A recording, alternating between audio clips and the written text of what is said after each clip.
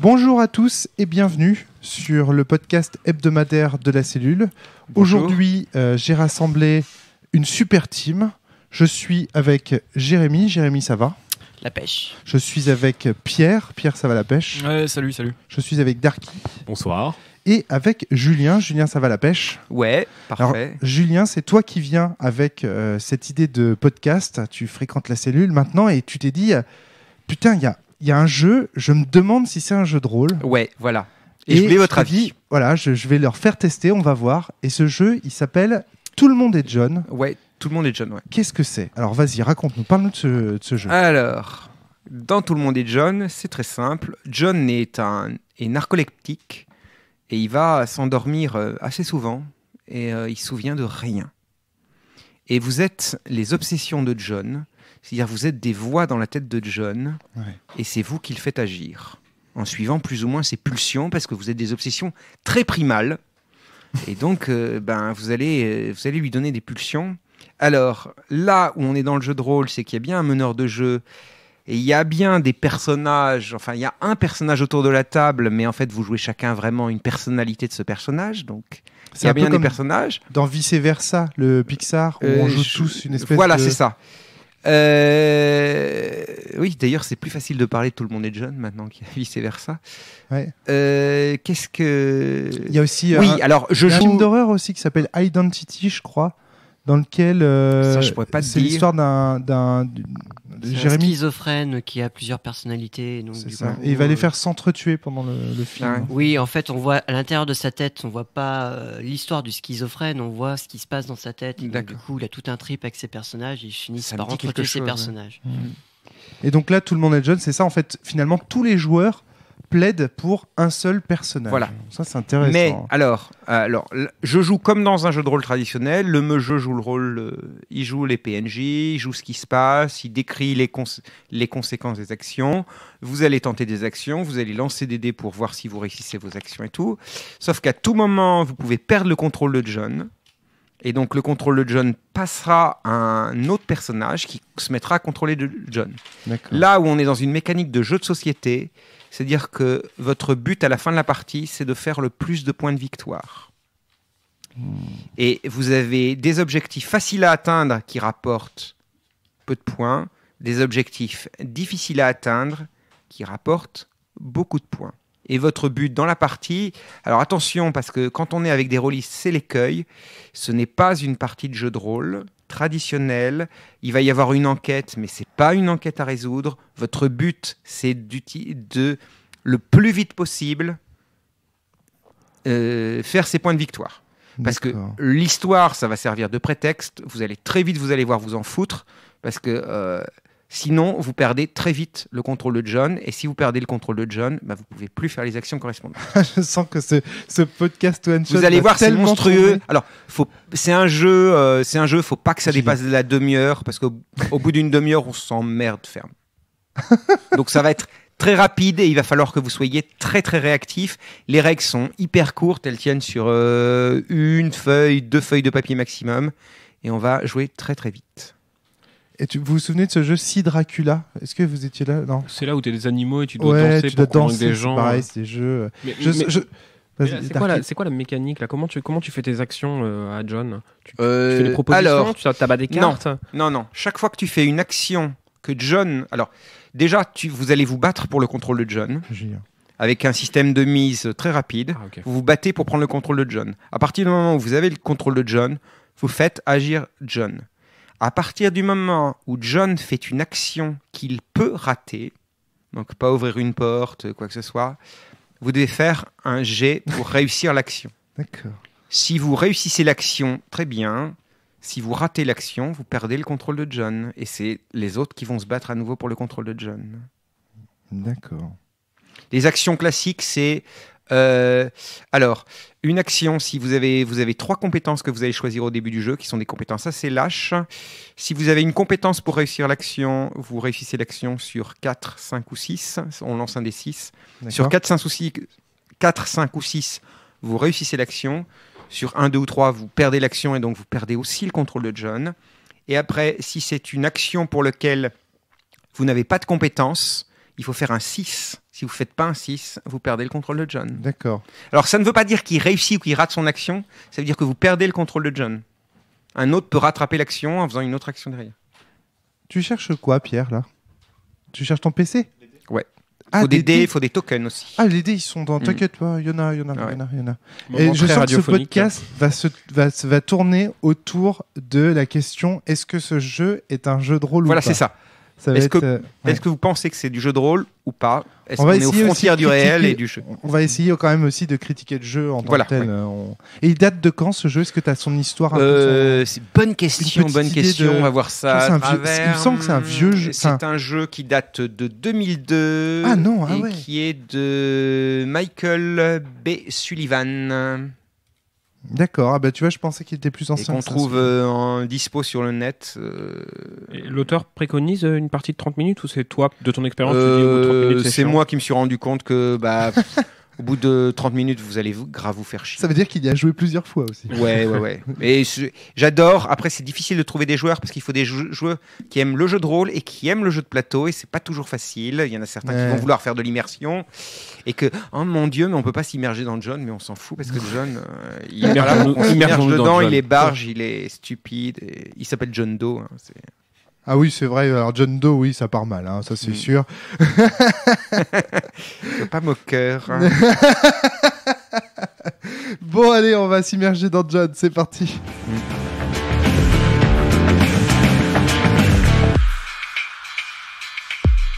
Voilà, fin de la partie de Tout le monde est John. Tout le monde est en speed. Tout le monde est John et tout le monde est en speed. On est à fond, on vient juste sortir du jeu. Il y a 23 minutes de jeu, on a joué 23 minutes, c'était bref, intense. Et encore, on a vachement traîné au départ, parce que j'ai vu que la première perte de contrôle de John, c'est au bout de 7 minutes, en fait. J'ai regardé, donc en fait, les 7 premières minutes ont été assez longues. C'était les plus marrantes. On a posé la situation et parce que c'était les plus marrantes. Et t'avais pas trop l'habitude en fait. Du coup, non. Du coup, après ça a enchaîné vite. On était en plein setting en fait, et tu nous présentais un petit peu le. Donc on raconte rapidement le setting incroyable. Je suis John, je suis au volant d'une voiture qui vient de se prendre un cactus. Je me réveille. Je suis inconscient au-dessus du volant, je me suis pris un cactus, je suis en plein désert, je suis habillé en femme avec le string, je suis avec une perruque, je suis en barésille. Dans le coffre, j'entends quelque chose qui fait du bruit, donc j'imagine qu'il y a quelqu'un dans le coffre de ma voiture accidentée. Je sors de ma bagnole, là, j'entends les gyrophares des flics qui arrivent. J'essaye de prendre mes clés pour ouvrir le coffre de la bagnole, mais les flics arrivent à mon contact. J'aperçois sur la plage arrière de ma voiture une plaque avec écrit FBI. Voilà, j'essaye vaguement de dire au gars de baragouiner un truc, que je suis du FBI et que tout va bien. Je laisse un mec sur le carreau avec le macabé avec le gars dans le coffre. Je pars, je commence à séduire le policier et je gagne un premier point de victoire. Enfin, deux. J'ai merdé un peu là sur la situation parce que je n'avais pas trop en tête tes points de victoire. Donc en fait, tu aurais dû marquer la première action à 1 et j'aurais dû te couper à 1. Être enfermé seul avec un homme dans une voiture, ça comptait. Ouais. Donc comme c'était ta condition de victoire, c'était être enfermé seul. Ouais. À partir du moment où tu étais avec le mec dans la voiture, j'aurais dû considérer que tu avais accompli ton objectif. D'accord, voilà. C'est là où j'ai un peu merdé. Donc moi, voilà, je suis YMCA, donc le murmure de Jack. L'homosexualité, je suis l'homosexualité refoulée de John, pardon, excusez-moi, c'est Fight Club. J'ai compris ça. Ouais. Donc c'est conditions de victoire. Je suis l'homosexualité refoulée de John. Mes conditions de victoire sont 1. Être enfermé seul avec un homme. Qui te rapporte 1 point de victoire. Voilà. 2. Séduire un homme, 2 points de victoire. 4 points de victoire en fait si tu marques. C'est bizarre ça, pourquoi ils n'ont pas écrit sur les fiches? Alors première petite critique vis-à-vis du jeu, pourquoi est-ce qu'ils écrivent pas directement le nombre de points de victoire que ça rapporte? Ouais, je sais, c'est un peu tordu en fait parce que tu les multiplies par 3 ou alors il y a un truc que j'ai mal lu, j'ai fait ça un peu vite mais je pense que t'étais bourré à ce moment-là, je pense. Oui. Il y a des choses qui méritent d'être lues parce que tu sais le cas d'égalité par exemple, j'ai un peu merdé là-dessus, j'avais pas relire cette règle et c'est vrai que on a dû la relire ensemble. Ouais. Qu'est-ce qui se passe en cas d'égalité? Alors, comment expliquer? Chacun d'entre nous a un objectif, a plusieurs objectifs à réaliser. Toi, au final, Darky, c'était quoi? Moi, j'étais bad boys, what you gonna do? J'étais le côté flic ripou de John. Et donc, mon premier objectif, c'était provoquer les gens pour 1 point. Et le deuxième objectif, c'était tabasser quelqu'un pour 4 points. C'est bien. Tout ça, c'est très positif, ton personnage. Et toi, c'était quoi, Jérémy? J'étais macho man. J'homme, c'est un homme, un vrai. Pour un point, il fallait que j'ai une attitude de beauf. Alors j'étais assez tolérant sur les attitudes beauf, vous l'avez remarqué. Oui, c'est une interprétation. Donc l'interprétation du beauf, selon Jérémy, c'est musique à fond dans une voiture de kéké. Et pour 4 points, c'était montrer à une femme qui c'est le patron.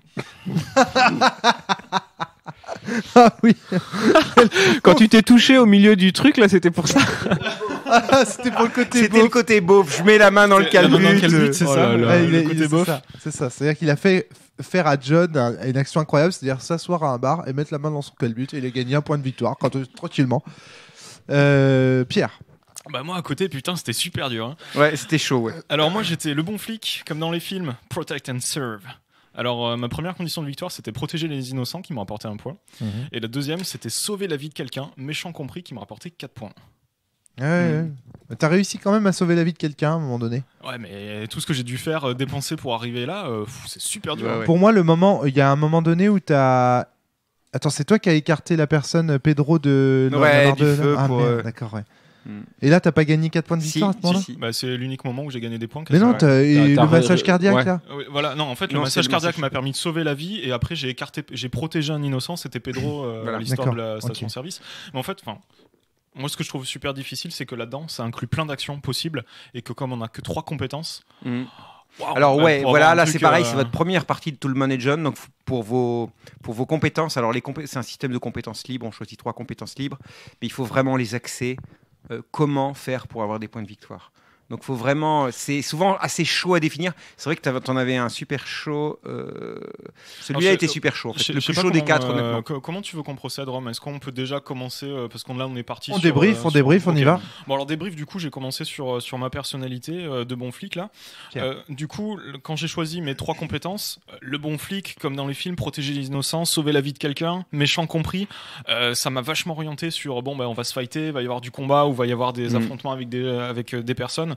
Du coup, mes 3 compétences que j'ai choisies, c'est je me bats super bien, j'endure super bien la douleur, donc pour pouvoir m'interposer, prendre des dégâts à la place de quelqu'un. Voilà ce que Julien m'avait suggéré au début. Et puis j'esquive super bien pour quand même éviter de me prendre des blessures parce que si John meurt, le jeu s'arrête. Alors il y avait un petit problème, c'est qu'en fait, Romaric, ton personnage est parti, mais en fait, c'était pas dans ton objectif, donc c'est vrai que toi, t'en avais rien à foutre. Mais il y a évidemment dans la voiture un flingue que tu n'as pas pris. Et donc du coup qui met un peu les autres dans la mouise parce que du coup ils n'ont pas le flingue pour menacer, pour se battre et tout ça. Donc évidemment l'idée du premier derrière qui aurait dû récupérer John, c'était de retourner à la voiture pour récupérer le flingue. Ou alors le demander à un des autres parce que c'est vrai qu'il y a un moment, toi tu aurais dû avoir un flingue. Mais, c'est ça. Parce donc il faut t'arranger pour en choper un, il y avait des flics à côté de toi, mais vous n'avez pas pensé à demander à l'autre, montrant le badge et demander le flingue ou des trucs comme ça. Alors on était interdit de penser.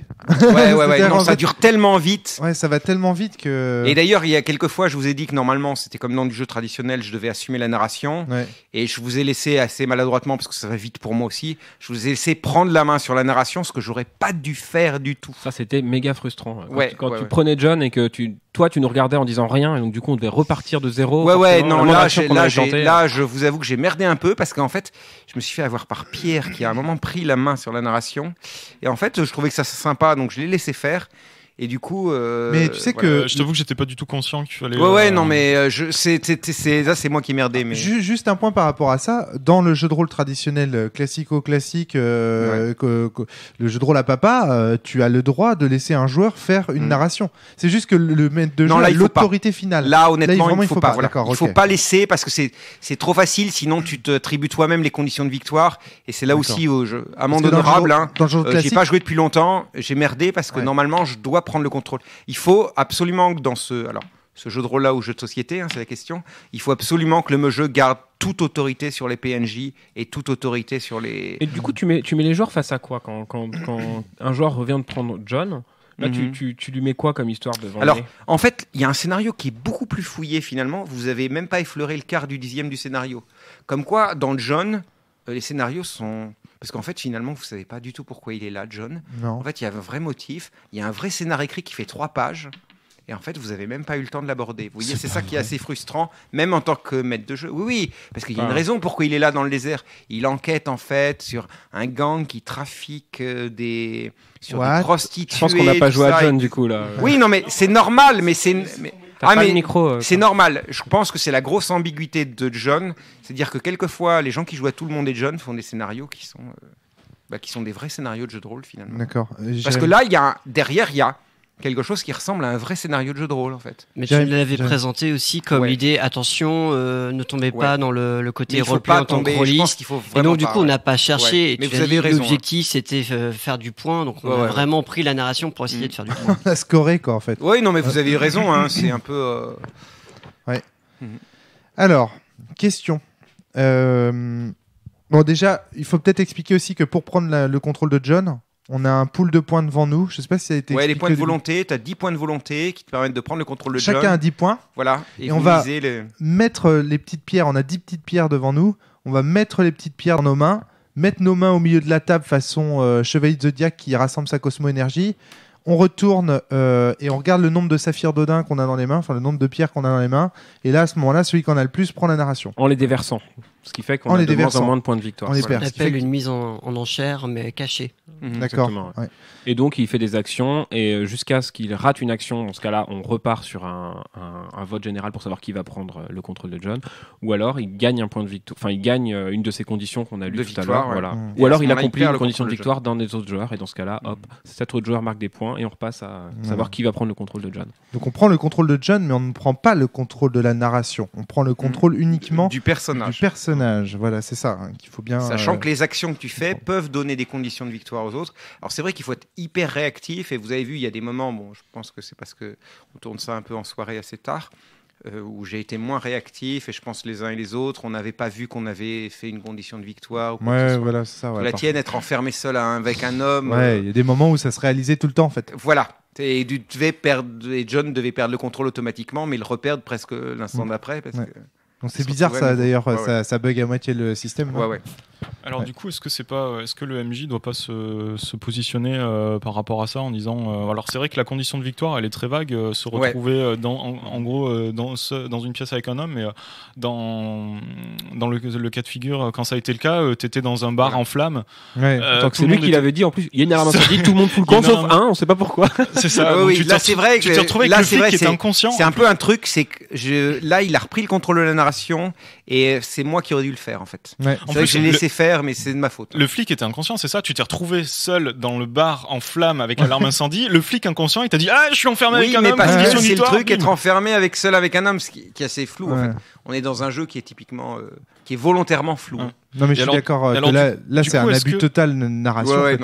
C'est clair. J'aurais pas dû le laisser prendre le contrôle. Ah voilà, toi tu penses qu'en tant que MJ, en fait, j'aurais pas dû dire non. Alors déjà, il y a plein de choses qui sont passées, c'est-à-dire qu'il a sonné l'alarme et j'aurais dû l'arrêter là, c'est-à-dire à partir du moment où il sonne l'alarme, c'est moi qui décide qui fuit, qui reste dans la salle. Lui, tu les as fait. Tu m'as dit. J'ai pris l'autorité sur toutes tes PNJ d'un coup. Je sonne l'alarme, tout le monde sort. Donc du coup, c'est vrai que c'était un peu un abus d'autorité. Complètement. Après, le jeu se prête pas. C'est pas un jeu super sérieux. Donc. Complètement. Après, pas du tout qu'on le prenne au justement, c'est ça le point. C'est que je pense que ce jeu dépend énormément du rythme imposé par le meneur de jeu. Et j'en veux pour preuve le fait que c'est toi, en tant que meneur, qui décide quand le joueur lance le dé. Voilà, c'est ça. Donc en quelque sorte, c'est ce qu'on explique souvent dans le jeu de rôle classique, c'est que s'il n'est pas précisé spécifiquement dans un jeu de rôle classique quand les jets doivent être faits, c'est souvent le meneur qui décide quand les joueurs ratent et quand les joueurs réussissent, ou en tout cas quand les joueurs peuvent rater et peuvent réussir. Là, par exemple, il y a des moments où je t'ai vu faire lancer le dé à Darky pour le fait qu'il respire. Enfin, à un moment donné, il court, lance le dé. Voilà. Là, c'était vraiment parce que je voulais accélérer, poser Il a dit... Alors, l'idée, c'est... La règle est hyper floue dans le jeu, c'est chaque fois qu'il fait une action qu'il peut rater, John fait un jet. Sachant que là encore, l'interprétation de une action qu'on peut rater, ça peut rater. Je me suis dit, il a couru vite. C'est pas juste courir, c'est rattraper le gars qui est déjà en train de courir. Rattraper le gars devant qui était déjà... Alors c'est vrai qu'après, on est dans tout l'abus du jeu, dans toute sa splendeur. Tout l'abus de John. le jeu s'y prête en fait. Ouais, oui. Et c'est timé comme ça les parties, parce qu'en fait j'ai l'impression qu'on a joué une version bien spécifique, on n'a pas fait le scénario et c'était hyper timé. Ouais. J'ai fait ça volontairement parce que j'ai eu plusieurs mauvaises expériences avec ce jeu. D'accord. C'est-à-dire des joueurs qui se sont lancés dans une partie de jeu de rôle classique et le problème c'est que le format du scénario s'y prête assez bien et du coup ils ont fait le scénario. Ouais, très bien. Mais du coup à la fin, ils se dépensaient jamais de points de volonté. 2, les conditions de victoire, il les réalisait à peu près jamais parce qu'ils étaient dans du roleplay. Lui, ses conditions de victoire, c'est être enfermé seul avec un homme, séduire un homme. Si tu fais ça en roleplay, que tu lui laisses passer 5 minutes, prendre un verre avec le gars et tout. Ouais, puis alors en plus, on est sur 3 heures de jeu, on est sur. Et en plus, si vraiment il y en a un qui avait, et c'est pour ça que j'ai voulu couper court à tout ça, si vraiment vous essayez de comprendre pourquoi il s'est retrouvé là, habillé en femme dans le désert en étant du FBI. Ça va vous demander de la réflexion, et là, on va parasiter le côté condition de victoire, c'est-à-dire votre condition de victoire inconsciente, ça va être de vouloir résoudre le puzzle. Mais ce qui n'est pas dans vos conditions de victoire et ce qui ne vous rapporte rien du tout. Mais peut-être que le jeu est basé sur le fait qu'on a envie de courir les 2 lièvres, normalement, qu'on doit à la fois envie de... Okay. Là, on a fait qu'un temps. Voilà, on a fait... Et puis, je vous avais mis la pression en mettant un chrono. Voilà, c'est-à-dire qu'en fait... j'ai l'impression de jouer à Apocalypse World, dans lequel le MJ s'est dit, mais en fait, le côté improvisation, c'est génial, il fait que ça, tu sais. C'est ça. Qu'est-ce que tu fais? Je vous ai mis la pression en permanence, j'étais sur vous en permanence. Il y avait le compteur en disant ça tourne, et je vous laissais pas le temps, je vous laissais pas 2 minutes à réfléchir. Ouais, c'est ça. C'est en fait la proposition créative du jeu, on va dire, elle est pas du tout claire. C'est-à-dire, on peut faire de tout en fait dans ce jeu. On peut chercher. Un scénario. C'est clairement un objectif ludique. Tu dois marquer des points de victoire. Oui, mais justement, ta version l'impose vachement. Voilà, mais je pense que le jeu en lui-même, si on veut, on peut jouer. Alors une partie en partie normale. Hein. Quoique, si narrativiste. Eh ben, écoute, honnêtement, quand tu vois le scénario qu'il y a derrière, il y a un vrai scénario derrière qui pourrait occuper, honnêtement, un jeu traditionnel sur une partie de 4 heures. Hein. Parce qu'il y a un vrai enjeu, il s'est déguisé en femme, je te dis, pour infiltrer un gang qui fait du trafic de femmes, la police est mêlée dedans. En fait, c'est qu'il y a des flics ripoux. En fait, ce jeu, il pourrait presque être intéressant s'il n'y avait pas ces points de victoire qui le rendaient ludiste artificiellement, non? Alors... en fait, voilà, c'était la question que je vous posais au départ. Pour vous, est-ce que c'est un jeu de société ou est-ce que c'est un jeu de rôle? Jérémy. Je pense que là, on va commencer à se poser la question. Est-ce que c'est un jeu de rôle? Comment on l'a joué? Non, on l'a joué en effet pour avoir un certain rythme, on l'a joué pour essayer d'optimiser nos coups, pour ensuite rapporter des points.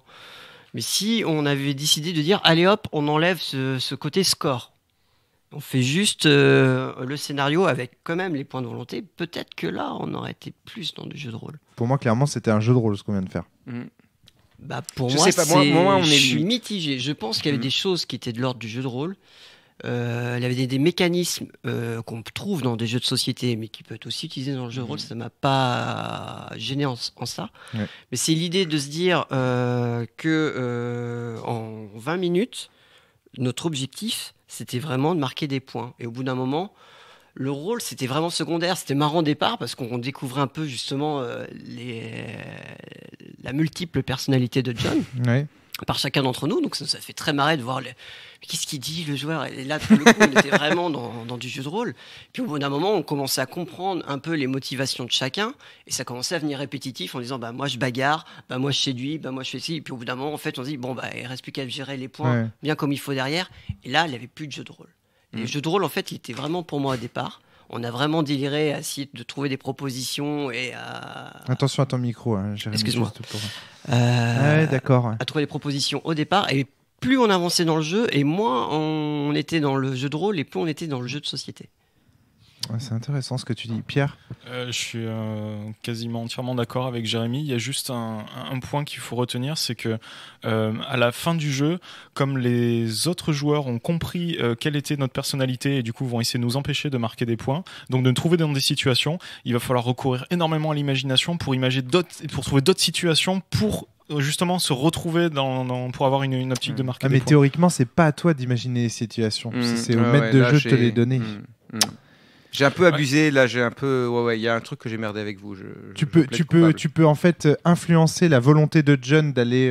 Mais pas la narration. Pas la situation. Non, les règles sont précises là-dessus. Tu n'influes pas la narration. Il n'y a aucun moment ils te disent que tu influes la narration. Donc en fait, le jeu qui doit garder tout. Oui, mais tu dois quand même réfléchir à des actions qui vont te placer dans des positions où tu vas pouvoir réaliser ta condition de victoire et qui sont de plus en plus difficiles. Donc il va falloir que de plus en plus tu prennes en compte la mécanique de chaque joueur, puisqu'ils ont des mécaniques d'objectifs différentes, et du coup que tu les intègres aux tiennes, etc., etc. Donc il y a quand même un gros. C'est plus juste de l'application bête, on va dire, et méchante.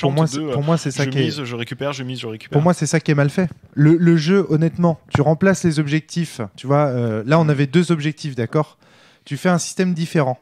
Au début, tu donnes à chaque joueur un objectif. Une fois que l'objectif est réalisé, il retourne la carte, il pioche une autre carte avec un autre objectif. Tu fais ça, c'est énorme. Ça peut vite devenir un jeu de rôle assez intéressant, en fait. Parce que du coup, tu te retrouves dans un truc où on sait jamais trop ce que l'autre a pioché, même s'il y a peut-être une cohérence, il y a peut-être une couleur de carte qui va t'indiquer qu'on est plus dans la séduction, dans la relation.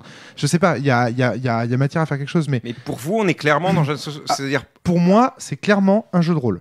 Ah ouais, clairement, alors que pour Pierre et pour toi, Jérémy, c'est un jeu de société. Moi, ouais, vas-y, Pierre, je t'en prie. Ouais, juste dans l'état, je veux dire, dans l'état des règles qui sont. Moi, pour pas moi, ce que ça pourrait devenir ou ce que ça pourrait être. Moi, ce qui m'intéresse, c'est dans l'état où il est. Actuellement. Est-ce que tu considères que c'est un jeu de rôle ? Ah oui, c'est un jeu de rôle. Voilà. Oui. Un mauvais jeu de rôle, mais un jeu de rôle. Toi, tu considères que c'est un jeu de société ? Plus. Même si je vois bien les éléments jeu de rôle, pour moi, on est plus dans du jeu de société. D'accord. Alors. En l'état.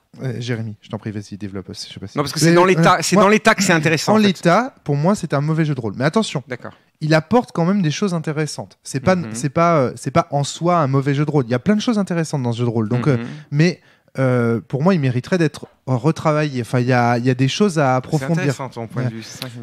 Regarde comment j'ai joué, comment vous avez joué. Au bout d'un moment, au départ, les mises, on avait déjà tous commencé par miser 0. Donc ça veut dire que les gens s'est dit on va laisser l'initiative à quelqu'un. Ouais, mais ça c'est peut-être parce qu'on savait pas trop. Mais ça justement c'est un peu le départ, on laisse le truc. Ensuite j'ai pris la main avec 4 points sur 10. Ouais.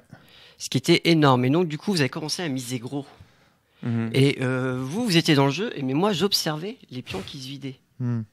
Et ce qui fait qu'au bout d'un moment, moi je baissais en fait mes mises. T'es resté le dernier en jeu pour que les auditeurs comprennent. T'es resté le dernier en fait avec la pointe de volonté. Et à la fin, le dernier en fait, à pouvoir prendre le contrôle. Exactement. C'est-à-dire que j'étais le premier à perdre 4 points, donc je passe à 6 points. Savoir aussi que Jérémy a gagné. Donc la stratégie qu'il est en train de vous donner, c'est une stratégie gagnante presque. Et à la fin, il me restait 4-5 points. J'étais quasiment tout seul. Donc du coup, j'ai gagné tous les points à la fin. Voilà. Et c'est comme ça que j'ai gagné.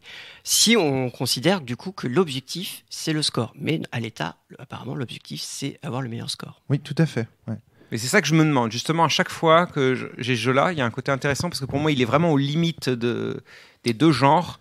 Alors oui, mais je veux dire, si on prend un jeu de rôle traditionnel comme D&D 3.5, le but du jeu, c'est aussi, à la fin, de gagner de l'expérience, de rassembler des pièces, d'être le meilleur à avoir, dans le donjon, à avoir le mieux optimisé son personnage pour finalement qu'il soit effectivement le meilleur en action. Il y a du scoring. Je te vois grimacer, mais il y a du scoring. Donc la dimension de monter une stratégie pour faire du score n'est pas exclusif au jeu de plateau. Il fait aussi partie de dynamiques ludistes qui se retrouvent dans le jeu de rôle. Donc ce n'est pas un argument suffisant pour moi pour exclure qu'un jeu soit un jeu de rôle ou pas, déjà. C'est pas parce qu'on poursuit un objectif ludiste, compétitif, qu'on n'est pas dans du jeu de rôle. Donc il va falloir, Jérémy, tu développes pour... Je pense que si tu me permets, je voulais juste faire un tour de table avant que vous développiez vos arguments. Parce que ce qui était intéressant, c'est la première impression que vous aviez. C'est-à-dire, à première impression, à chaud pour vous, c'est plutôt un jeu de rôle, plutôt un jeu de société. Darky. Donc j'aimerais l'avis de Darky aussi. Mon avis premier, c'est jeu de rôle, voilà. C'est clair. Et Pierre, toi, c'est ton avis premier. Reviens à ton avis premier, oublie tout ce qu'on a dit là. Alors, mon avis premier, honnêtement, je sais pas, j'arrive pas à trancher. Jeu de société, t'avais dit, non? Je sais pas. Non. Juste. Non, honnêtement. Clairement, Jérémy, c'est jeu de société. Clairement pour toi. Ouais, plus, ok. Après, avant de développer les arguments, parce que ce qui est bien, c'est le a priori, quoi. Ouais. Toi, c'était. Moi, je trouve qu'il y a des deux, il y a vraiment des deux, et je pense que ce sera plus l'expérience que chaque joueur voudra bien mettre dedans qui conditionnera. Et toi, Darky, c'était quoi ta toute première impression au sortir du jeu de société, jeu de rôle? Enfin, ou entre les deux. Toute première, je me suis dit, ça a dû être un jeu de rôle parce qu'on a essayé d'y jouer comme un jeu de société et ça n'a pas marché. Mais après, au final, on se base sur ton ressenti qui est, oui, mais moi j'ai essayé d'y jouer comme un jeu de rôle et ça n'a pas marché. Ah, c'est marrant, ça. En fait, je sais pas ce que c'est, mais c'est dysfonctionnel. Si je choisis d'y jouer comme un jeu de rôle, c'est un jeu de rôle. Si j'ai choisi d'y jouer comme un jeu de société, c'est un jeu de société. En vrai, déjà, je suis très très mal à l'aise de parler de ça, déjà parce que je suis pas sûr qu'on ait fait une partie qui résonne sur ce que c'est. Et deux, représentative en fait. Du coup, c'est pour lire, j'aimerais bien le lire pour savoir ce que lui prétend, ce que lui propose. Parce qu'au final, au final, il y a 3 pages de scénario. Donc pour moi, ça a déjà forcément vocation à être un peu du jeu de rôle. Ensuite, effectivement, il y a un mécanique ludique qui ne veut pas forcément dire que c'est un jeu de plateau, je suis d'accord avec toi Ram, mais on comprend quand même qu'il y a un peu le jeu, haha, je mets des points, je mise, je fais en sorte que les autres dépensent ou pas pour gagner. Donc désolé pour ma réponse de Normand, je pense que c'est un peu des deux, et là ce soir on a essayé d'y jouer comme un jeu de société. D'accord. Donc ce serait moi en fait qui aurait orienté ça vers un jeu de société. Clairement, déjà tu nous as dit faites pas le scénario, et 2, faut que ça aille vite, vous réfléchissez pas. Je pense que oui, toi t'as voulu en faire un jeu de société. D'accord. Pierre, puis ensuite j'aurais une question à poser à Julien. Pierre. Juste, en fait, je voulais rebondir tout à l'heure sur ce que t'as dit Rome, tu disais en fait, si comment ? Vas-y, non. Je dis oh merde parce que c'était pas du tout ce que j'avais prévu au niveau du tour de parole. Mais vas-y, fais ton truc. Ok, je vais être rapide. Juste, t'as dit. En fait, ce qui bloque et ce qui transforme ça en jeu de plateau, c'est qu'en fait, on a des objectifs et une fois qu'on les a réalisés, c'est toujours les mêmes. Donc, il faut retrouver des situations. C'est toi, Jérémy, qui avait dit ça. Qu'il faut retrouver des situations qui sont toujours les mêmes pour remarquer des points, etc. Oui, c'est-à-dire que là, à ce moment-là, ça devient une machine à saucisses.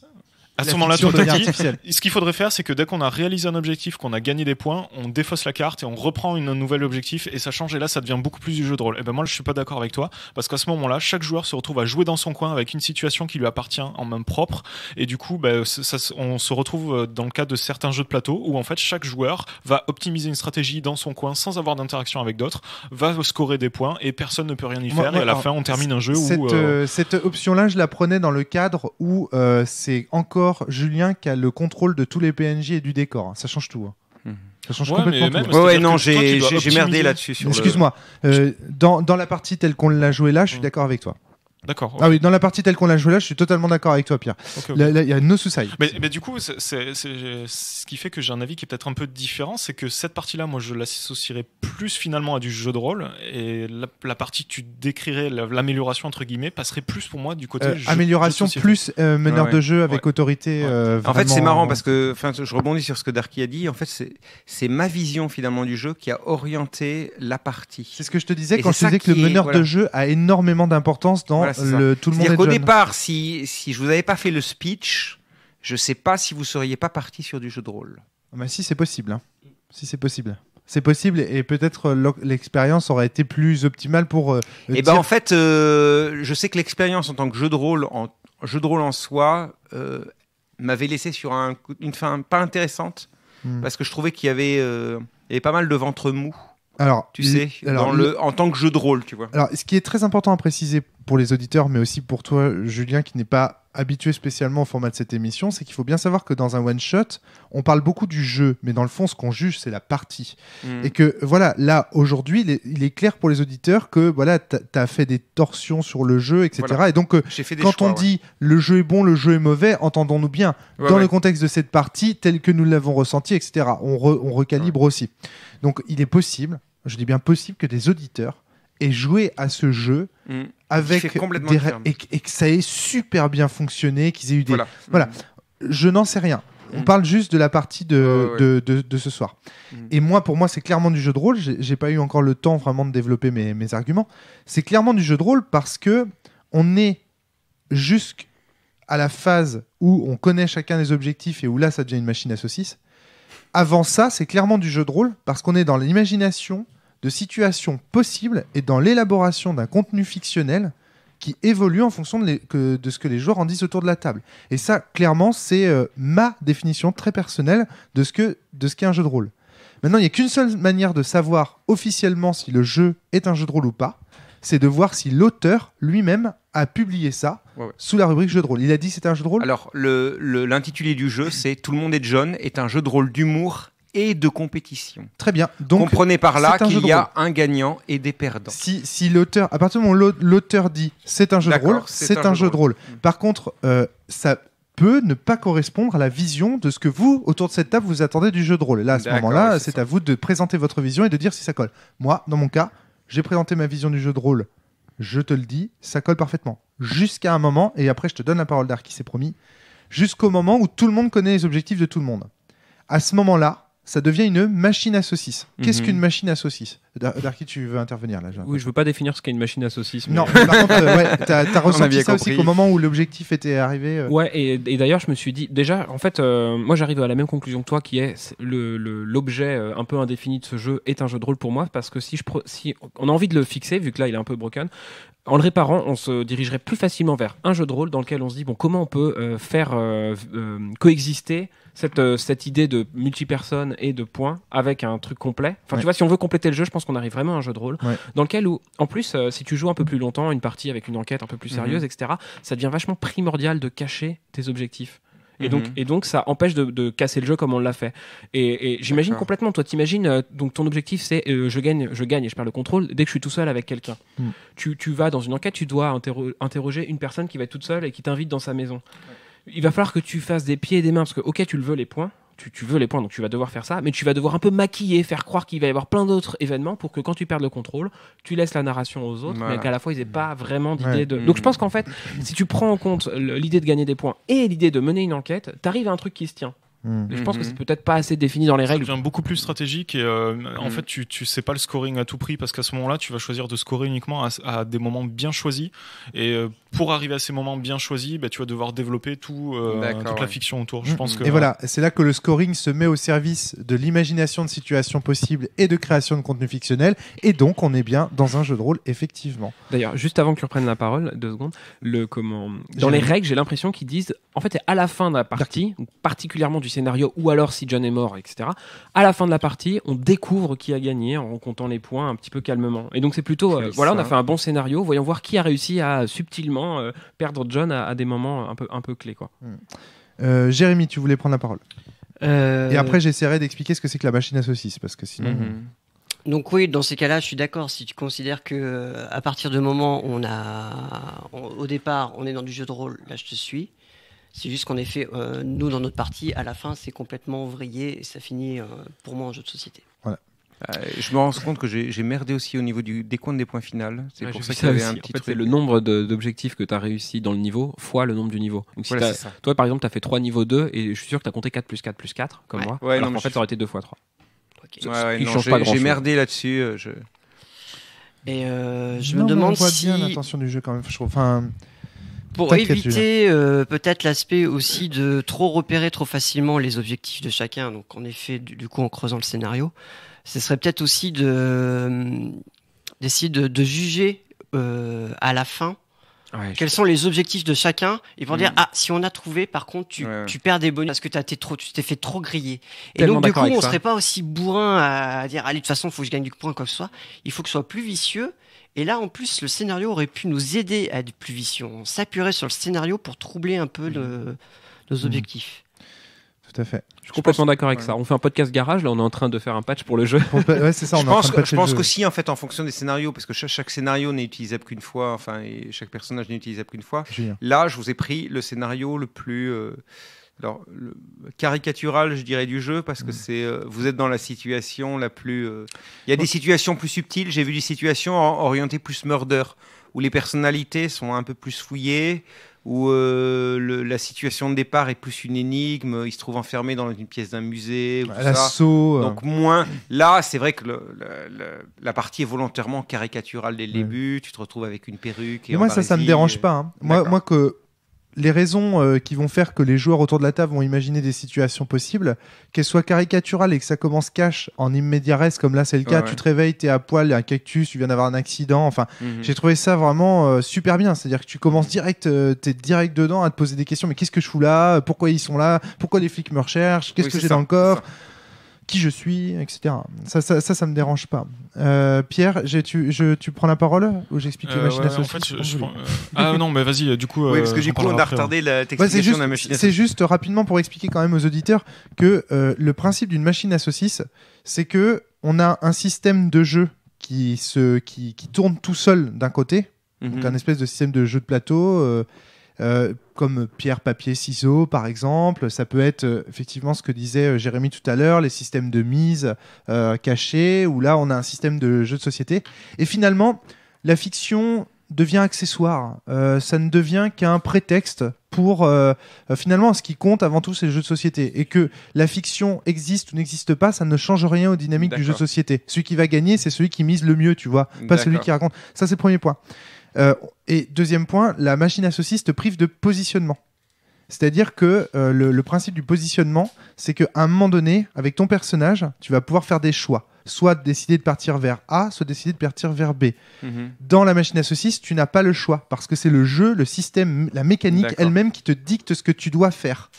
Alors là, on sentait bien, à la fin, en fait, on n'avait pas le choix. On savait très bien qu'il ne fallait pas partir sur les problématiques de Darky, qu'il ne fallait pas partir sur les problématiques... On savait exactement ce qu'il fallait faire pour gagner. Donc il n'y avait plus de choix, en fait. On était en mode automatique. Au bout d'un moment, les choix se restreignent. De toute façon, on sait tout de suite, hein, quand on rentre dans une machine à saucisses, on sent que on se fait méga chier et que le jeu tourne tout seul en fait. Enfin, il y a un côté, on cesse de réfléchir à des situations possibles, et en fait, on réfléchit uniquement purement à des mécaniques, et la fiction n'est finalement plus qu'une couleur qui se rajoute dessus, mais comme de la peinture sur une forme prédéfinie qui servira à rien. Du coup, question, une machine à saucisses pour toi, c'est un jeu de rôle ou un jeu de société? Pour moi, une machine à saucisses n'est ni l'un ni l'autre. C'est un jeu qui a un habillage roleplay, mais qui est en fait un jeu de société. Je sais pas. Honnêtement, je sais pas. Je saurais pas le dire. C'est très compliqué à définir. C'est un jeu de société travesti. Plutôt, non? Ouais, peut-être. On pourrait dire un jeu de société travesti. Ouais, c'est pas mal ça. Ouais, c'est pas mal. Ce serait un jeu de société déguisé en jeu de rôle. Voilà, c'est ça. Ouais, à peu près. Mais je rassure les auditeurs de la cellule, il y a très peu de machines à saucisses qui existent dans le monde. Il y a très peu de jeux de rôle qui tombent dans ce travers-là. La machine à saucisses est un concept qui vient de Ron Edwards. En fait, et d'une discussion. Ron Edwards avait le don sur la forge d'inventer des mots à la con pour parler de concepts techniques. Hein. On connaît les trucs impossibles avant le petit-déj. Toutes ces conneries-là, c'est de lui, quoi. Donc c'est une discussion sur forum en fait qu'on peut retrouver sur le forum de la Forge, où à un moment donné il dit bah voilà, ce type de jeu là ou dans lequel il y a un parallélisme total entre d'un côté les mécaniques, de l'autre la fiction, et on sent qu'il n'y a aucun point de contact entre la fiction et les mécaniques. Voilà, c'est comme des machines à saucisses, quoi. Ça produit de la fiction, ça produit de la mécanique de façon automatique, et on a l'impression que la machine elle marche tout seul et qu'à chaque fois elle produit une belle saucisse, mais voilà, il y a pas, on n'a pas une. Enfin, j'essaye de comprendre la métaphore, mais moi-même je la comprends pas très bien, très honnêtement, hein, Jérémy. Donc voilà, fort heureusement, il y a peu de jeux de rôle qui font ça. Enfin, il y en a même aucun. Quasiment. La plupart proposent du positionnement. Parfois très faible, mais n'en proposent. Et du coup, Julien, est-ce que c'est... Toi, vu ton expérience sur ce jeu-là en tant que jeu, est-ce que c'est ça dont tu nous prévenais en disant faut pas qu'on joue plus de 30 minutes, sinon après on s'emmerde? Parce que tu t'es rendu compte qu'au bout d'un moment, ça tournait à vide et que... C'est un jeu sur lequel je m'interroge. Parce que pour moi, il est clairement aux limites du jeu de rôle et du jeu de société. On sait jamais. Enfin, pour moi, honnêtement, c'est. Je vois Chromaric. Pour moi, il y a un concept énorme. Il y a un concept génial dans ce jeu. Pour moi, en fait, c'est un jeu qui me fait me poser des questions. Parce que le concept est génial. Parce que, justement, c'est un jeu très rapide déjà. C'est un jeu où c'est pas réutilisable, il n'y a pas de système d'expérience, il n'y a pas de système, tu gardes pas tes personnages d'une partie à l'autre. Donc il y a plein de choses qui pour moi tiennent du jeu de rôle. Il y a plein de choses qui finalement tiennent pas trop du jeu de rôle. Et ça oblige, je pense, c'est un jeu qui oblige tous les participants à se demander finalement pour moi qu'est-ce que c'est qu'un jeu de rôle ? Comment je le définis ? Parce que tu es obligé de prendre position sur ce jeu-là. D'accord. Alors, c'est vrai que moi, je te dis, j'ai un peu souvent le cul entre deux chaises. Alors après, je te dis... Il y a plein de jeux comme ça. Hein. Soit je le fais jouer... Alors, il y a plein de jeux comme ça. Choses. Là, c'était un peu expérimental ce soir. Je vous l'ai fait jouer plus comme un jeu de société. Alors que je l'ai fait aussi jouer plus comme un jeu de rôle. Et je me dis, à chaque fois... Alors, il a des défauts dans les deux cases, en fait, dans les deux systèmes. En tant que jeu de rôle, il n'est pas très abouti. Il y a des règles très simples qui tiennent sur 2 pages. Donc, ça tient beaucoup sur le maître de jeu en tant qu'illusionniste, c'est-à-dire de faire tenir la narration, parce que finalement, le système de jeu est très simple, donc tu peux vite t'embêter. parce que finalement, il n'y a qu'un seul joueur qui maîtrise John à chaque fois. Donc, sur des périodes de session un peu longues, ça peut être on s'emmerde autour de la table, on le regarde faire, et comme on ne marque pas d'objectif, on écoute ce qu'il nous raconte pendant 5 minutes, voire 10 minutes. Donc, pour les autres, ça peut être, on est spectateur, mais il y a des joueurs qui n'aiment pas être spectateurs du tout au jeu de rôle. Donc c'est ça le travers. Là, je voulais accélérer façon jeu de société, presque Jungle Speed, parce que je vous ai mis la pression dès le départ. Donc là, je voulais voir si c'était tenable en temps limité. Donc c'est clair que vous avez fait du scénario, vous avez fait quoi ? Vous avez fait du n'importe quoi. Non, vous avez fait une demi-page du scénario de 3 pages, quoi. Ouais, c'est ça. Ouais. C'est ça. Pierre, tu veux intervenir ? Ouais, parce qu'en fait, du coup, si je te posais la question, c'est parce que j'avais une idée, vous allez me dire ce que vous en pensez. Si à ce moment-là, on décide d'arrêter le jeu, la partie, au moment où tout le monde a compris quels étaient les objectifs des autres, est-ce que ça résoudrait pas le problème ? Parce qu'en fait, on est tous d'accord pour dire, c'est du jeu de rôle jusqu'au moment où, on commence à comprendre dans quelle situation les autres marquent des points. Et c'est à ce moment-là où l'action de chaque joueur se résume à essayer de se retrouver dans cette situation-là où il va marquer des points. Oui, c'est possible. Et du coup, à ce moment-là, on resterait dans un cadre qui est beaucoup plus intéressant et beaucoup plus peut-être encore dans le jeu de rôle, dans le sens où, en fait, on va continuer à faire effectuer des actions à John de manière à découvrir on ne sait pas exactement comment les autres vont réagir. On va peut-être miser beaucoup, pas beaucoup. C'est déjà un peu le cas. Le jeu s'arrête quasiment déjà quand on a tous découvert. Alors là-dessus, c'est pour ça que je trouve que le flow est intéressant. Au final, Jérémy a commencé à marquer énormément de points. Quand il nous a laissé dépenser nos points, quand au début on voulait tous prendre le contrôle sur John pour marquer nos premiers points, nos premiers objectifs. Lui, il a laissé couler. Et une fois qu'il a compris à peu près comment s'établissaient les situations, à ce moment-là, il a déroulé son jeu, il a misé une fois. C'est pas un argument, ça, parce qu'on n'avait pas non plus découvert ces vous aviez beaucoup de peine à trouver son objectif. Le jeu s'est terminé quand on a découvert les objectifs de tout le monde. Mais du coup, on faisait pas forcément très attention parce qu'on avait à l'idée d'abord de marquer nos points, nous. Ouais. Alors, du coup, ça c'est un autre argument que j'avais, c'est que malheureusement, ça risque de devenir trop un jeu où on fait tout le temps pause. J'ai une suggestion. Peut-être que ton truc c'est de faire ça, tu vois. Et ça va casser un peu la mécanique. Alors, avant même de dire ce que le jeu pourrait être en fonction de tel truc et tel patch, je pense vraiment, faut partir sur des trucs concrets de ce qui s'est passé aussi ce soir. Moi, il y a un truc qui me dérange beaucoup dans cette conversation d'une manière générale, c'est qu'on dit c'est pas un jeu de rôle, c'est un jeu de société. Rappelons-nous que le jeu de rôle est un jeu de société. Non, mais c'est essentiel. C'est essentiel. Parce qu'en fait, dans un jeu de société ou dans un jeu de rôle, dans les deux cas, on est dans une situation où on s'interroge sur des situations possibles. Aux échecs, vous voyez 2 joueurs d'échecs l'un en face de l'autre, ils sont bel et bien en train de s'interroger sur des situations possibles. La seule différence, c'est la nature des situations possibles qu'on imagine. Dans le jeu d'échecs, elles sont extrêmement codées, très mécaniques, très définies à l'avance. Alors que dans le jeu de rôle, on est le curseur est beaucoup plus placé sur les possibilités du langage, dans un univers donné, les règles sont... Voilà. Donc on est dans de l'ordre du contenu fictionnel, de la fiction, avec tout ce que ça implique. Donc déjà, pas d'opposition entre les deux. C'est pas parce que ce jeu ressemble à un jeu de société qu'il n'est pas un jeu de rôle. Ce n'est pas parce qu'il ressemble à un jeu de rôle qu'il est un jeu de société. On entend jeu de plateau quand on dit alors, ça. Moi, j'aime pas trop la distinction entre jeu de plateau et jeu de rôle. Moi, je l'aime pas du tout cette distinction non plus. Historiquement, je la trouve bancale. Je sais pas d'où elle vient. Board game. Alors, Jérémy, c'est peut-être un peu toi le spécialiste de ces questions, je pense. En fait, c'est assez compliqué. Dès qu'on parle de classification, de toute façon, on se casse forcément la figure. Notre cerveau est fait pour avoir des multiples connexions, et donc du coup, quand je dis jaune, on peut penser à un lion, on peut penser à un soleil. Donc déjà, on parle de différentes choses. Évidemment. Dans le monde du jeu, oui, je suis d'accord, je te rejoins. Le jeu de rôle est un jeu de société, parce que de toute façon, la société, on était plusieurs autour de la table. C'est bon, nickel. Le board game, le board game, donc jeu de plateau. Il faut un plateau. Et il n'y avait pas de plateau, donc on n'a pas de plateau. Jeu de cartes, il faut des cartes. Il n'y a pas de cartes. Voilà. Jeu de dés, là, on pourrait rentrer, on peut dire oui, ok, t'as raison, c'est un jeu de dés, ça va. Jeu de mise, oui, ok, c'est bon, ça rentre. En fait, suivant la mécanique, suivant les choses, on pourrait le rentrer. Alors si en effet comme il y a des rôles. Jeu de rôle, on peut dire ok, il y a des rôles. Mais le présenter simplement mais tu sais qu'il y a une distinction qui avait été tentée comme ça entre le jeu de rôle et le jeu à rôle. C'est-à-dire en fait par exemple Loup-garou de Tierce-Lieu, ce serait un jeu à rôle. Pour moi, ce serait un jeu d'équipe. On l'évoquait tout à l'heure. Voilà, c'est Ouais, parce que le terme jeu de société, moi, si pas je ne m'abuse, il remonte au 19e siècle, fin du 19e siècle. Et c'est en gros, quand on est dans la bonne société, quand on s'emmerde en soirée, on propose. C'est ça, hein, tu as des livres de jeux de société du fin 19e qui, pour nous, sont pas du tout des jeux de société. Typiquement, il y a. Alors, c'est pas un meneur de jeu dans les jeux de société de la fin du 19e, tu sais qu'il y a une sorte d'arbitre qui propose un jeu. Ouais. Alors, le jeu, c'est comment faire tenir une pièce de monnaie en équilibre sur une allumette. Et en fait, c'est plutôt une énigme qu'on pose à l'Assemblée. Et ça s'appelle jeu de société parce qu'on est en société, en bonne société.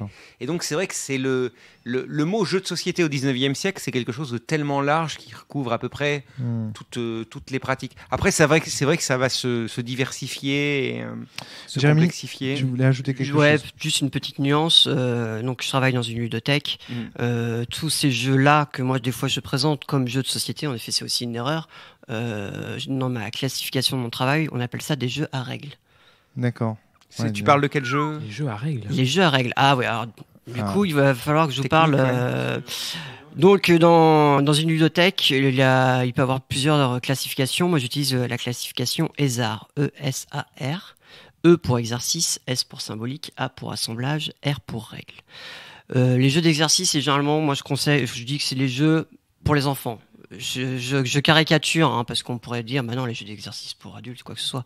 Mais je considère que c'est des jeux qui sont très colorés, qui sont là pour jouer sur la perception, sur la motricité. Donc en fait, c'est l'enfant qui découvre un peu l'environnement. Je lui dis mais attends, je suis en train de naître.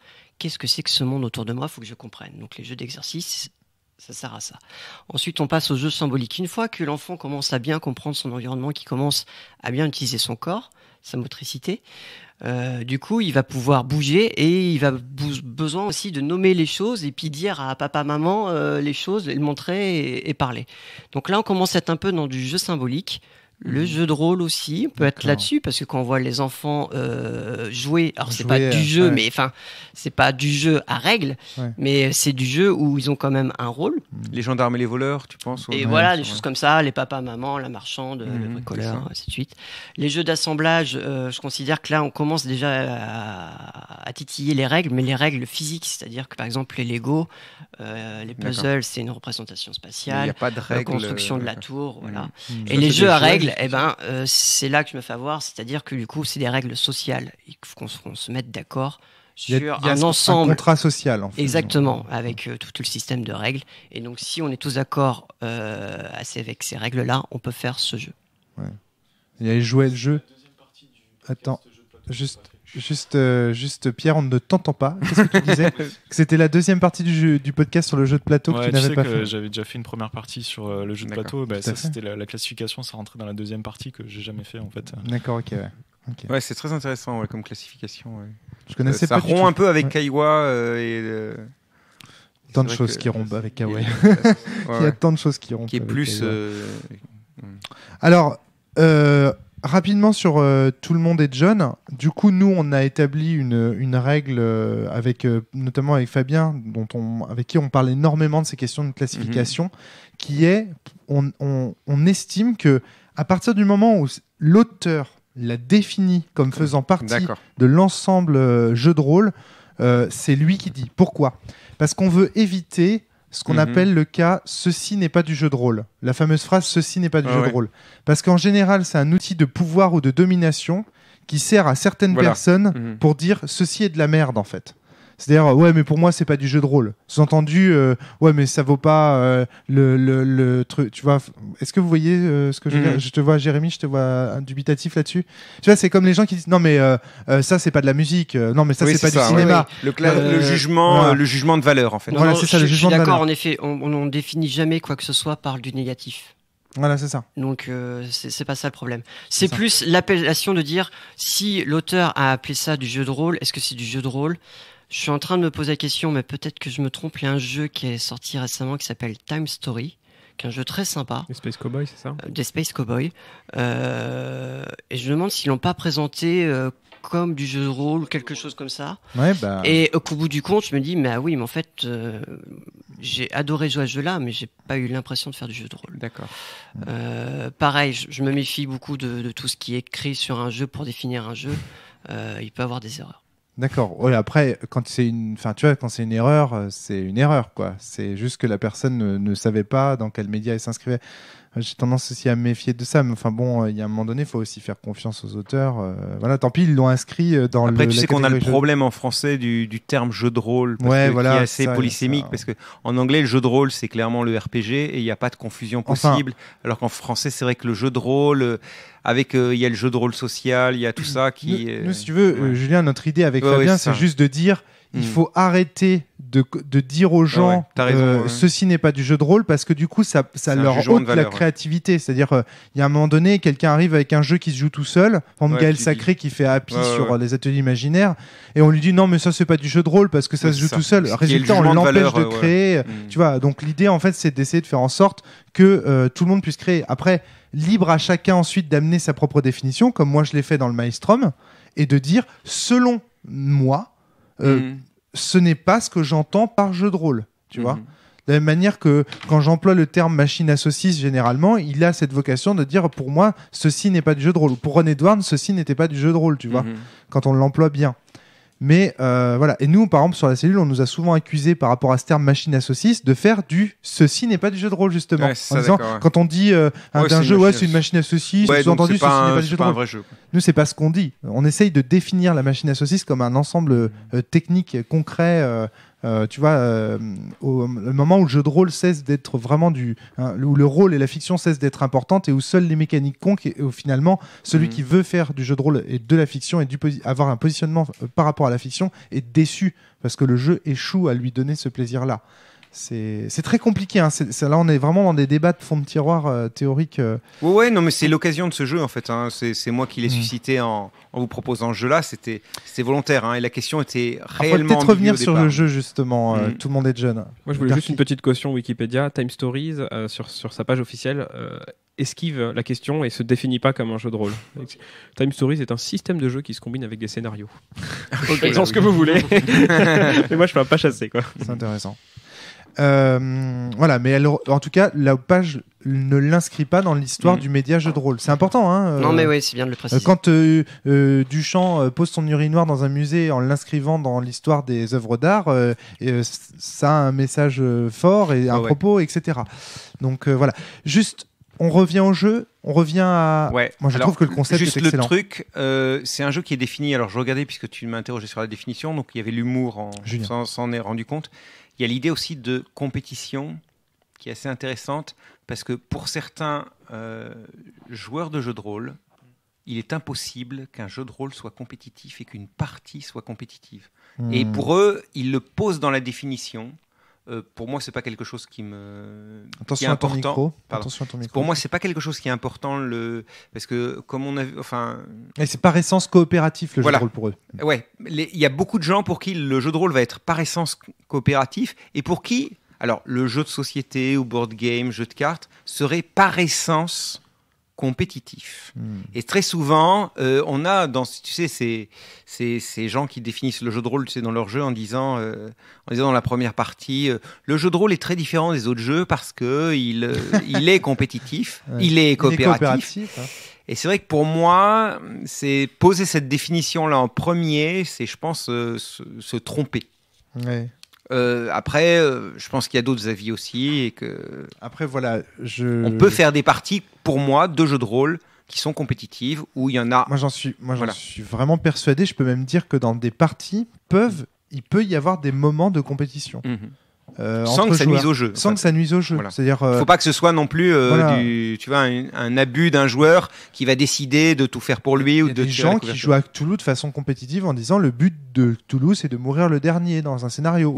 Puis d'ailleurs ça va dépendre pas uniquement des règles d'ailleurs, ça peut dépendre du système. La différence qu'on fait entre les règles et le système, c'est que les règles c'est ce qui est écrit dans la base, le système c'est ce qu'on applique ce soir. Par exemple, je peux jouer à Cthulhu by the book en suivant les règles, en disant allez on va faire une ambiance, machin truc, ou alors dire allez on rajoute une petite règle ce soir, on va jouer à Cthulhu, mais je rajoute juste une petite règle pour notre système là autour de la table, notre contrat social du soir, le dernier qui meurt, il a gagné. Et tu vois, et voilà, ça peut être quelque chose. Donc moi non, j'ai pas envie de faire cette distinction. Enfin, non, mais je voulais revenir sur un point parce que c'est vrai que c'est un point souvent d'achoppement. des gens vont te présenter le jeu de rôle en disant oui, mais le jeu de rôle, c'est quand même un jeu qui est coopératif et qui est pas compétitif. Et ils ont l'air de le poser, tu sais, un peu. Ça a l'air, je pense, d'être évident pour eux. Je pense que c'est loin d'être évident pour moi. Je crois vraiment qu'aujourd'hui, les débats, notamment sur la Forge et notamment les débats autour de DD, notamment le 3.5 sur le système Tour d'Ivoire et toutes ces discussions, ont fait que globalement, les joueurs de jeux de rôle ont maintenant compris que il y a de la compétition dans le jeu de rôle et c'est pas grave, tu vois. Et c'est pas parce que c'est la compétition en soi, le conflit, l'opposition, ce n'est pas mal. Ce qui est mal, c'est la façon dont l'opposition et le conflit et la concurrence sont à l'œuvre dans notre société contemporaine. Ça, c'est peut-être mal. Mais par contre, dans le jeu de rôle, c'est pas forcément mauvais. Je voudrais revenir au jeu. Parce que je sais pas bien sur quelle porte tu nous amènes. Moi, en fait, ce qui me plaît beaucoup dans ce jeu, c'est son concept. Le fait que déjà on prenne à contre-pied ce cliché du jeu de rôle qui est que chaque joueur devrait jouer un personnage donné et qu'on a là ici un joueur qui joue, enfin plusieurs joueurs qui jouent un seul et même personnage. Contrairement au meneur de jeu qui lui est un joueur qui joue une infinité de personnages. Et donc il y a une espèce d'opposition comme ça que je trouve intéressant, un espèce de chiasme de système en fait que je trouve très intéressant. Tout ça déjà, ça mérite d'être souligné, c'est une originalité du jeu. Le fait également que même si nous sommes des murmures dans la tête d'un seul et même personnage, nous sommes quand même en position de plaider pour un personnage. Nous ne plaidons pas pour John, c'est vrai, mais moi, par exemple, je plaidais pour un personnage qui s'appelle YMCA. Je suis l'homosexualité. On a une personnalité. Toi, comment il s'appelait ton perso déjà, Darky ? Bad Boys. Bad Boys, voilà. Et donc, en fait, je plaide pour YMCA. Moi, je plaide pour l'homosexualité de Jack. Toi, de John. Moi, je tabassais là. Toi, tu plaides pour quoi ? L'agressivité Le côté flic-ripou. Le côté flic-ripou, ouais. Voilà. Donc ça, c'est intéressant. C'est-à-dire que c'est comme dans Fight Club. Dans Fight Club, le personnage a beaucoup de personnalités différentes. T'es sérieux ou pas là ? Pour autant... Tu viens de spoiler Fight Club ? Sans déconner, enfin... Ok, d'accord, ok. Bon, là, si t'as pas vu Fight Club, t'as raté ta vie. Non, t'as raté ta vie un peu, non ? Si tu viens de te le faire spoiler, en tout cas, oui, t'as raté ta vie. Bon, on a spoilé Identity, alors, si tu veux, si tu l'entends. Oui, c'est vrai. On n'a pas arrêté de spoiler. Donc, ok, vas-y, pardon. Mais voilà, dans Fight Club, même si c'est le même personnage à qui il arrive des choses, on sent bien qu'il y a quand même des psychologies, en fait, et que s'il y avait des joueurs à jouer à ce jeu, il y en a un qui jouerait Tyler, il y en a un qui jouerait Edward. Il n'a pas de nom, le narrateur. Il s'appelle le narrateur. Le narrateur, etc. Je me demande s'il n'y a pas une influence de Fight Club sur ce jeu. Fight Club est sorti à quelle date ? 99, je crois. Ouais, non, là, on est en 2002. Donc c'est possible. Donc c'est possible aussi. Faut voir. Alors, en tout cas, ce qui est clair, c'est qu'on plaide pour un personnage. Ça, c'est très important. Parce que ça évite la posture d'auteur. C'est-à-dire qu'on est quand même dans une situation dans laquelle on joue un personnage. Même s'il a on a tous le même corps, on a tous le même maillot, mais on n'a pas tous la même passion. C'est bizarre. on a tous le même corps, mais on n'a pas tous les mêmes objectifs. Donc quand même, on est dans une position, tu vois, où on imagine des situations possibles pour atteindre un objectif donné. Et donc ça, c'est vraiment propre au jeu de rôle, par exemple. Parce que ça nous donne un positionnement bien particulier. Après, la manière dont on l'a joué ce soir et la manière dont le jeu est écrit, ça a l'air d'être un mauvais jeu de rôle au sens où il échoue à bien faire parce que si vous voulez, pour moi un mauvais jeu, alors je rentre vraiment dans un jugement subjectif, c'est un jeu qui mène deux lièvres à la fois et dans lesquels deux joueurs peuvent être à jouer à deux choses différentes dans au même endroit. Typiquement, pour moi, c'est ce qu'on appelle un jeu parfois dysfonctionnel, c'est-à-dire un jeu dans lequel, à un moment donné, un joueur va être dans une démarche créative donnée, par exemple ludiste, et l'autre va être en mode simulationniste, à essayer de jouer le mieux possible le poumon meurtri de Jack, enfin l'homosexualité refoulée de Jack, vous voyez. Et là, je pense que le jeu dysfonctionne. Après, j'aurais pas dû dire mauvais jeu, je suis désolé, j'oublie. C'est un jeu dysfonctionnel, en fait. Voilà, c'est ça. Parce que c'est pas parce qu'un jeu est dysfonctionnel qu'il est forcément mauvais, en fait. Ouais, parce que je relisais les règles, elles sont rapides, elles sont 2 pages. C'est vrai qu'à aucun moment, l'auteur, alors dans 2 pages c'est court, à aucun moment l'auteur ne tranche, en fait. Mais le contrat social n'est pas clair. Voilà. Et c'est ce qui fait que d'ailleurs, toi, en tant que personne qui amène le jeu, tu es obligé d'imposer un contrat social. Voilà. C'est ce que tu as commencé à faire. Et donc là, on est en train de dire, Julien ne nous a pas fait tester, il nous a pas fait tester Tout le monde est John. Mais si, C'est juste que, comme le jeu ne dit pas son contrat social, il a fait le choix d'un contrat social. Il n'avait pas le choix puisque le jeu ne le fait pas lui-même. Ça me fait un peu penser à Sombre, par exemple, ou de Johan Scipion, qui est un jeu un peu pareil où tu as un système de résolution, mais le jeu ne dit pas son contrat social. On l'a déjà testé ici, donc si les auditeurs veulent s'y référer, ils peuvent le faire. Mais c'est des jeux qui ne disent pas vraiment leur contrat social. Il faut avoir rencontré l'auteur pour connaître presque le contrat social. Alors, je sais que Johan aujourd'hui rajoute pas mal de patchs sur son jeu et que depuis il l'a bien amélioré, qu'il y a plein de choses qu'il a dit qu'il n'avait pas dit avant. Enfin, que le jeu est en perpétuelle évolution. Donc voilà, est-ce qu'il le travaille encore? Enfin, tu vois ce que je veux dire. Il fait encore plein de progrès sur ce jeu. Donc mais voilà, au moment où nous on l'avait testé, on était emmerdés comme ça. Et la personne qui venait de nous le faire tester était en train de s'excuser. C'était Globo, il nous disait mais non, mais je suis désolé, je vous ai pas vraiment joué à son jeu. Et finalement, je me suis retrouvé dans la même posture de m'excuser. Mais oui. Mais c'est pas de ta faute. Parce que le jeu te disait. En plus, le jeu te disait pas quoi faire. On s'est bien marré en plus. Donc mais en plus, je te dis, je l'ai fait. Extrêmement marré au début. Il y a eu une descente où on s'est rendu compte, merde, putain, c'est pas si exceptionnel parce qu'au début, on l'y a cru quand même. Les 20 premières secondes, c'était n'importe quoi. On était mort de rire parce que tu faisais n'importe quoi, Romaric, avec ton John dans ton. Mort de rire. Non, mais c'est. Il était perdu, oui. Moi, ça m'a trop fait rigoler. Enfin, le début du jeu, en fait. Mais tu vois, c'est comme si Dracula. Je retrouve la même sensation que dans Si Dracula, le jeu que nous avait fait tester Adrien, dont on parlait en préparation du podcast. C'est un jeu, tu t'amuses les 20 premières minutes, et puis assez rapidement, tu fais c'est une machine. Enfin, ça, tu vois. Ça y est, la fiction n'est plus importante. Et comme je te le disais, la dernière fois que j'avais fait tester ce jeu avec ce scénario-là, j'étais parti d'une prémisse. J'avais juste dit que c'était un jeu un peu expérimental. Et on est parti dans une vraie partie. Mais finalement, au bout d'un moment, les joueurs ont oublié qu'ils devaient tenir des objectifs. Et que c'était ça qui les départageait à la fin. Ce qui fait que ça donnait une bonne... Enfin, j'en ai pas un mauvais souvenir de cette partie-là. Ça a donné une bonne partie de jeu de rôle. Mais finalement, j'aurais pu le faire sans règles du tout. Et on aurait pu... c'était pas la peine de me référer aux 2 pages de règles, tu vois. Donc, on avait le scénario. Ils ont fait le scénario. Ils ont essayé de comprendre des choses. Et au bout d'un moment, je me suis dit, en pleine partie... Est-ce qu'on est en train de jouer à Tout le monde est John ou est-ce que je suis en train de faire une partie de jeu de rôle? Enfin, voilà, il manque un élément de contrat social pour poser le jeu, en fait. C'est ça qui manque à ce jeu, et donc voilà, c'est un jeu qui merdouille.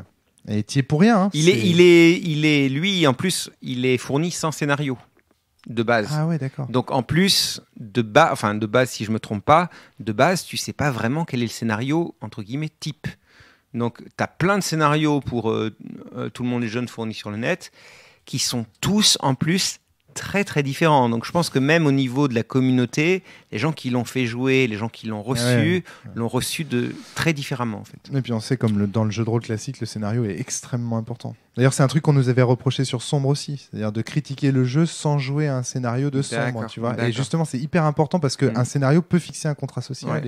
Enfin, tout ça est très complexe. Il est un peu tard pour développer tout ça. Et puis, je pense que c'est pas l'objet d'un one shot, tu vois. Là, on est vraiment en train de partir de discussions théoriques. Et moi, je suis désolé, je m'excuse auprès des auditeurs du nombre de raccourcis audio que j'ai fait. J'ai dû faire plein d'approximations. Je pense que ce podcast va me faire recevoir plein de mails d'insultes. Non, j'espère pas. Dès qu'on parle de théorie et tout, c'est terrible parce que les gens... je ne pense pas à mal. Je suis désolé d'avoir fait des raccourcis de langage. Darky, tu voulais... Je viens de chercher. J'ai fouillé un petit peu dans les règles en cherchant effectivement une prise de position. C'est assez troublant de pas en voir. Il y a 2 lignes quand même dans lesquelles il dit si vous comptez sérieusement jouer la compétition, vous allez probablement devoir garder secret vos objectifs. Et ça me laisse à penser que la partie compète, elle est facultative, et donc que la partie scénario est primordiale. Ça, tu l'as trouvé dans les règles originelles. Autrement dit, juste après les obsessions. Ah oui, c'est vrai. If you're going to seriously compete with the other, you probably should keep your shit a secret. Mais ça, on l'a joué secrète, les obsessions, non? Non, mais en fait, ce que je dis, c'est que le fait qu'il mentionne... si vous voulez jouer ça, pensez à ça. Ça fait un peu... Bon, ça, c'est facultatif, du coup. Et du coup, ça veut aussi dire... C'est-à-dire que le jeu de rôle, lui, n'est pas facultatif. Ce serait qu'une variante. Finalement, l'aspect qu'on a joué là ne serait qu'une... Cacher les objectifs serait une variante du jeu et non pas le jeu originel. C'est ce que j'ai l'impression que ça pourrait laisser penser. Ouais, c'est vrai que cette petite phrase que j'avais pas tiltée permet aussi de, même à l'intérieur, tu vois, réorienter encore les choses. Mais bon, on est sur 2 phrases sur un jeu comme ça. Ouais, non, mais c'est clair. Mais oui, il fait 2 pages en tout, donc c'est vrai que tu peux. Mais je discutais avec Dorian, on organise sur Rennes, Troid Combo en fait organise sur Rennes des soirées game designer dans des bars à Rennes. Et avec Dorian, on avait une discussion autour des jeux et on disait il y a des jeux qui sont objectivement mauvais ou pas intéressants, mais qui font des très bons objets d'étude. C'est-à-dire en fait, il y a des jeux mauvais au sens dysfonctionnel. Voilà, ça, par exemple, il citait dans le milieu du jeu vidéo Goat Simulator, qui est un jeu de simulation de chèvres qui a été publié par ses auteurs exprès buggé parce qu'il avait été fait pendant une jam et du coup ils l'ont publié buggé, etc. Et en fait, ce qui est intéressant avec ce jeu, c'est que c'est peut-être pas un bon jeu. Après, on a chacun son avis sur le jeu, tu vois. Mais par contre, on peut pas lui nier qu'il soit un excellent objet d'étude et d'analyse et un excellent argument dans les conversations, etc. Et je trouve que c'est génial parce que par exemple, Tout le monde est John, on peut dire que c'est un mauvais jeu. C'est un peu comme Sombre de Johan Scipion ou Kuro. On peut dire que c'est des mauvais jeux, peut-être. Enfin, moi, en tout cas, je dis que c'est des jeux dysfonctionnels et je les aime pas. Par contre, on peut pas nier que ce soit des bons objets d'étude et que c'est des jeux qui sont importants dans le milieu du jeu de rôle, ne serait-ce que par ce qu'ils apportent en termes de théorie, ce qu'on peut en dire, etc. Ils sont des marqueurs, en fait, d'une certaine manière de faire du jeu de rôle. C'est clair que si je voulais présenter, c'est parce que c'est un jeu auquel je tiens et que je pense que Tout le monde est John, c'est un jeu. Alors, je dis pas, là encore, je sais pas s'il est dysfonctionnel, je sais pas du tout, en fait. Mais je pense que c'est un jeu qui est important. C'est-à-dire qu'il faut qu'il existe. C'est bien qu'il existe dans le jeu de rôle, parce qu'à partir de ce jeu-là, on peut se poser plein de questions, et même sur soi-même, sa propre pratique du jeu, en fait. C'est ça. Et c'est pour ça que je te dis, voilà, le jeu est mauvais, c'est totalement subjectif. Par contre, ce qui est objectif, c'est de dire ça fait un bon objet d'étude. Et donc ça, on peut pas le nier. Et donc, du coup, ça en fait des chefs-d'œuvre. Ça en fait des œuvres qui font avancer le média. Non, c'est clair. Pour moi, Tout le monde est John.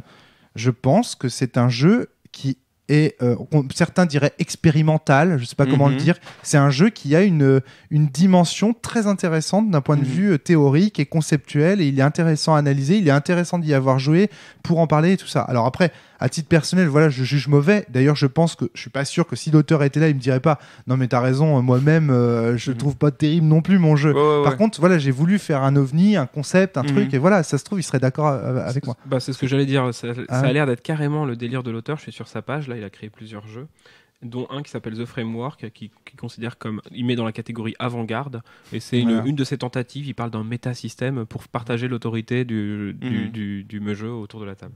Donc je pense qu'il est en alignement total avec toi. Il y en a d'autres. Plus des prototypes, des concepts, des expériences que Julien Dupré, qui peut labeller jeu à la fin, quoi. Julien Dupré aussi qu'on avait playtesté, le jeu de Julien Dupré qui s'appelle Burps, qui est une caricature de GURPS, et dans lequel en fait c'est un jeu où tu joues des rôlistes qui doivent se trouver une pizza. Enfin, il y a un scénario débile. Et en fait, c'est pas un jeu.